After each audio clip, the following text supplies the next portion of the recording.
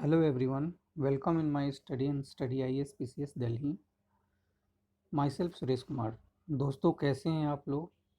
आज की इस वीडियो में हम एक ऐसे शख्सियत के बारे में समझेंगे जिनका आज ही के दिन यानी 11 अप्रैल 1827 को जन्म हुआ था। आप सभी अच्छी तरीके से ज्योतिबा फुले के बारे में जानते हैं और हम कोई भी एग्ज़ामिनेशन देके, चाहे वो आईएएस पीसीएस का एग्ज़ामिनेशन हो या किसी भी अदर कम्पिटिटिव एग्जामिनेशन में, कहीं ना कहीं हमें क्वेश्चन देखने को ज़रूर मिल जाता है। चाहे ज्योतिबा फुले जी का सत्य शोधक समाज से रिलेटेड हो या उनकी पुस्तक जैसे गुलामगिरी है, सार्वजनिक सत्य धर्म है, आ, किसान का कोड़ा है। कई सारी इनकी कृतियां हैं जिस पे कई सारे क्वेश्चन निरंतर एग्जामिनेशन में पूछे जाते रहे। ज्योतिबा फुले को न सिर्फ हम एक महान चिंतक, लेखक आदि के रूप में जानते हैं, बल्कि इनका जो सबसे बड़ा योगदान है समाज में जात पात, छूत अछूत, अस्पृश्यता जैसी जो कुरीतियां हैं उसके विरुद्ध आवाज़ उठाना, इसके अलावा महिलाओं की शिक्षा के लिए, समानता के लिए इन चीज़ों पर बल देना। एक ऐसे शख्सियत जिन्होंने कई सारी समस्याओं को झेलते हुए समाज में समरूपता और समरसता लाने के प्रयास निरंतर करते रहे और अपनी जीवन को निछावर किया। आज का वीडियो हमारा इसी पे रिलेटेड है। चलिए इनके बारे में थोड़ा सा अध्ययन करें।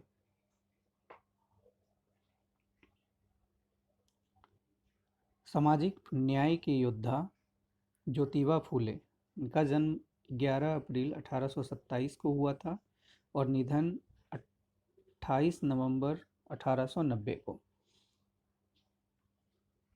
जाति, वर्ण, लिंग और परंपरा के आधार पर सामाजिक विभेद की तल्ख सच्चाई मनुष्य की सभ्यता और उसकी पूरी विकास यात्रा पर सवाल उठाती रही है। ये सवाल मानवीय अस्मिता के लिहाज से अहम है। इसके लिए संघर्ष को जानने समझने के लिए भी ज़रूरी है। दुनिया में औपनिवेशिक साम्राज्यवाद की जड़ें लंबे समय तक इसलिए जमी रही कि सामाजिक समरसता के खिलाफ विभेद की रणनीति कारगर रही। अलबत्ता इस असमानता के खिलाफ संघर्ष भी काफ़ी पहले शुरू हो गया था। भारत में इस संघर्ष के एक बड़े नायक थे ज्योतिबा फुले। यानी यहाँ पे ये कहना है कि जो जाति, वर्ण, लिंग, परंपरा जैसी जो रूढ़िवादिता है ये समाज में जकड़ी रही है और ऐसे ही नकारात्मक चीज़ों का औपनिवेशिक साम्राज्य ने भी फ़ायदा उठाया। जैसे कि हम भारत में भी जानते हैं ब्रिटिशों के बारे में कि फूट डालो और शासन करो की नीति। तो ऐसा है कि अब अंग्रेज़ों ने लगभग 200 साल तक भारत पे शासन किया। उसके पीछे सबसे बड़ा कारण यही था कि हम समान रूप से जुड़े हुए नहीं थे और यहाँ पे जो विभेदीकरण था वो एक बहुत बड़ा योगदान रहा उसके लिए और फ़ायदेमंद हुआ उसके लिए, और हमारे लिए ये नकारात्मक था। केवल हम अंग्रेज़ों के संदर्भ में ही नहीं देखें, अगर हम उससे पहले भारत में सामंतीय पीरियड की बात करें तो जिस तरह से सामंतीय शासकों का उद्भव हुआ और देश छोटे छोटे प्रांतीय शासकों में बटा था, उसका फ़ायदा हमने देखा कि बाहरी इन्वेंडर ने भी उठाया था और उसी विकेंद्रीकरण के कारण भारत में इस्लाम जैसे बाह्य शासकों का स्थापना हुआ था। ये हम निरंतर इतिहास में पढ़ते हैं और हमारा एक इतिहास में टॉपिक है यह इस्लाम की स्थापना या सल्तनत, दिल्ली सल्तनत की स्थापना किन परिस्थितियों में हुई। तो इसी प्रकार हम देखें तो ब्रिटिश उपनिवेशवाद के संदर्भ में भी ये काफ़ी महत्वपूर्ण हो जाता है कि हम किस आधार पर बटे हुए हैं और उसका फ़ायदा कौन उठाता है। तो इस तरह की जो विभेद था उन पे जम करके खुल करके आवाज़ उठाने वाले थे ज्योतिबा फूले। ज्योतिबा फुले का जन्म 11 अप्रैल 1827 को पुणे में हुआ था। उनका पूरा नाम ज्योतिराव गोविंदराव फुले था। याद रखेंगे, वे 19वीं सदी के एक बड़े समाज सुधारक और विचारक थे। ज्योतिबा फुले ने भारतीय समाज में प्रचलित जाति आधारित विभाजन और लैंगिक भेदभाव की पुरजोर मुखालफत की। मुखालफत से यहाँ मतलब है उसका विरोध किया।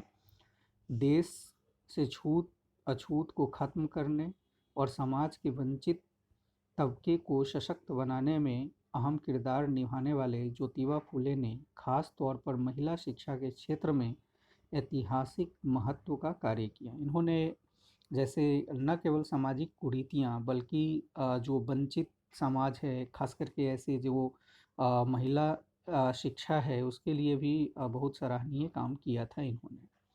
महिलाओं की दशा सुधारने और उनकी शिक्षा के लिए ज्योतिबा ने 1854 में, याद रखेंगे, 1854 में एक स्कूल खोला। यह इस काम के लिए देश में पहला विद्यालय था। अगर देखा जाए तो ये कह रहा है कि महिलाओं की शिक्षा के लिए और जागरूकता के लिए जो स्कूल खोला था, एक तरह के अपने आप में ये पहला प्रयास था। लड़कियों को पढ़ाने के लिए शिक्षिका नहीं मिली तो उन्होंने कुछ दिन स्वयं यह काम करके अपनी पत्नी सावित्री को इस योग्य बनाया था। उनकी पत्नी का नाम भी आप लोग याद रखें, सावित्री। उच्च वर्ग के लोगों ने आरंभ से ही उनके काम में बाधा डालने की कोशिश की, किंतु जब ज्योतिबा आगे बढ़ते ही गए तो उनके पिता पर दबाव डालकर पति पत्नी को घर से निकाल दिया गया। ये कोई पहली घटना नहीं है कि ज्योतिबा फुले जी को घर से निकाल दिया गया। इस तरह के जब भी आप सामाजिक चेतना जगाने के लिए या समाज की परंपरा के विरुद्ध काम करते हैं तो बहुत सारे लोगों को इस तरह की यातनाएं सहनी पड़ती है। आपने देखा कि राजा राम मोहन राय जी को भी घर से निकाल दिया गया था। तो जो भी समाज के बारे में सोचता है और उन चीज़ों पर प्रश्न चिन्ह लगाता है, उसकी कुरीतियों पे आवाज़ उठाता है, तो उन्हें कई तरह की समस्याओं का सामना करना पड़ता है।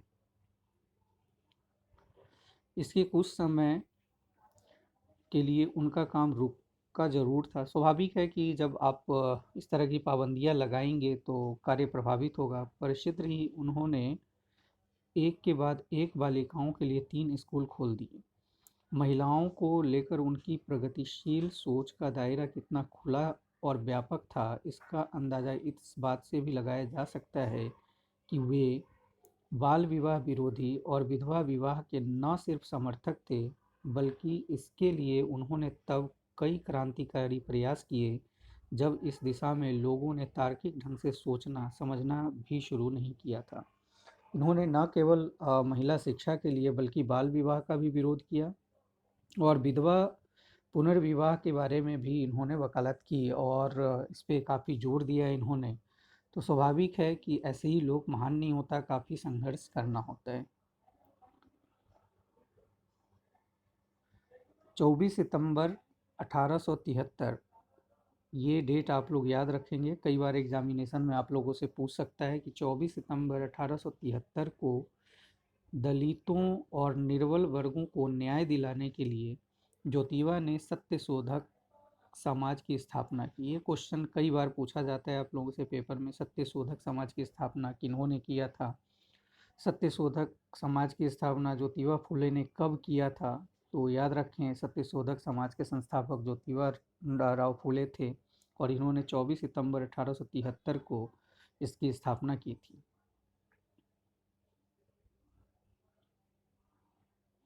उनकी समाज सेवा देखकर 1888 में मुंबई की एक विशाल सभा में उन्हें महात्मा की उपाधि दी गई थी। ज्योतिबा ने ब्राह्मण पुरोहितों के बिना ही विवाह संस्कार आरंभ कराया और इसे मुंबई हाई कोर्ट से भी मान्यता मिली।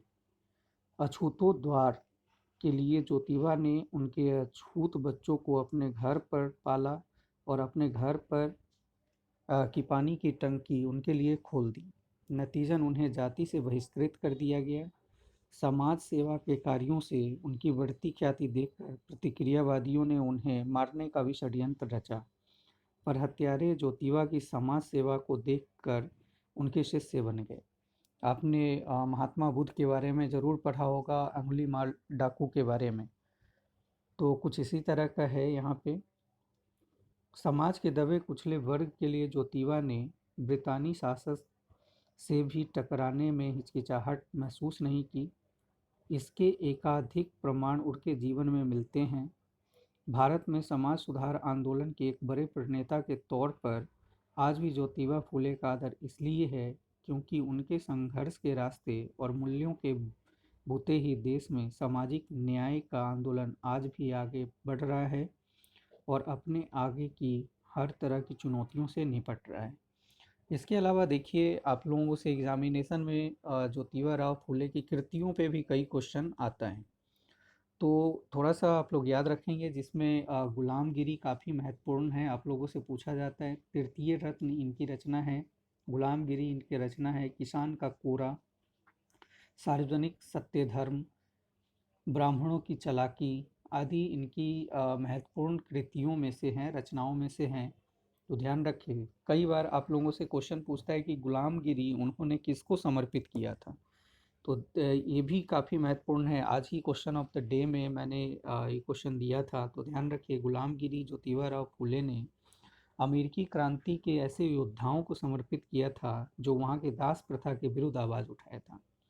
तो ये सब पॉइंट जो है आपके एग्जामिनेशन के लिए काफ़ी महत्वपूर्ण है। क्लास कैसा लगा, ये वीडियो कैसा लगा, ज़रूर आप कमेंट करें, अधिक से अधिक शेयर करें ताकि ज़्यादा से ज़्यादा लोगों को इन्फॉर्मेशन मिल सके। Thank you everybody, thank you watching for me.